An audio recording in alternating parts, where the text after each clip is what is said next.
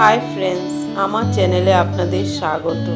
কাঁঠালের সিজনে প্রচুর পরিমাণে কাঁঠাল খাওয়া হয়, তার জন্য কাঁঠালের বিচিও আমাদের অনেক জমে যায়।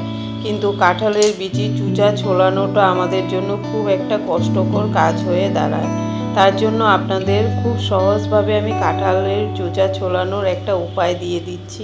আমি গোটা একটা লেবুর রস কাঁঠালের বিচির মধ্যে চিপে নিব।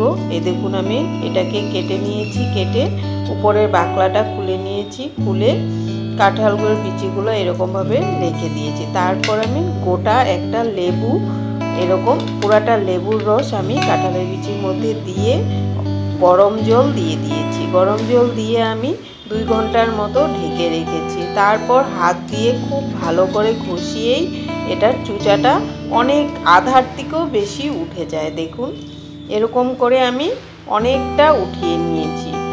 এই দেখুন, অতি সহজেই উঠে যায়। আপনারা খুব ভালো পাবেন এই উপায়টা করে। অনেকে অনেকভাবে করে, কিন্তু আমি লেবুটা দিয়েই করতে ভালোবাসি, কারণ লেবুটা আমাদের সব সময় ঘরে থাকে, সেই জন্য আমি লেবুটা দিয়ে করতে ভালোবাসি। দেখুন, আমি অনেক পরিমাণে কাঁঠালের চুচাটা উঠিয়ে নিয়েছি, প্রায় আধার উপরে উঠে গেছে।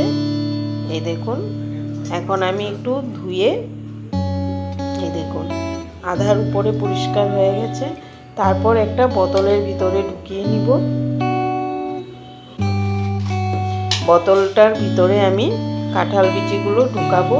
ঢুকিয়ে ভালো করে খুব সুন্দরভাবে ঝাঁকাবো। ঝাঁকালে যতটুকু চুচা আছে এইটুকু বের হয়ে আসবে।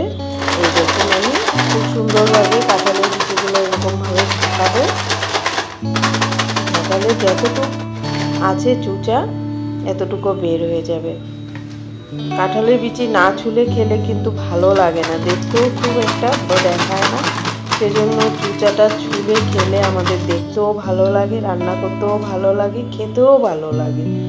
সেজন্য আমি চুচাটা ছুলেই রান্না করি। এই দেখুন, খুব সুন্দরভাবে এটা হয়ে গেছে। অনেকটা আমাদের কাজ সহজ হয়ে গেছে। দেখুন, দেখতেও খুব ভালো লাগছে। এইভাবেই কাঁঠাল বিচি বানাবেন, আপনাদের কাজটা সহজ হয়ে যাবে। আমার ভিডিওটা ভালো লাগলে আমাকে লাইক এবং কমেন্টস করে জানাবেন।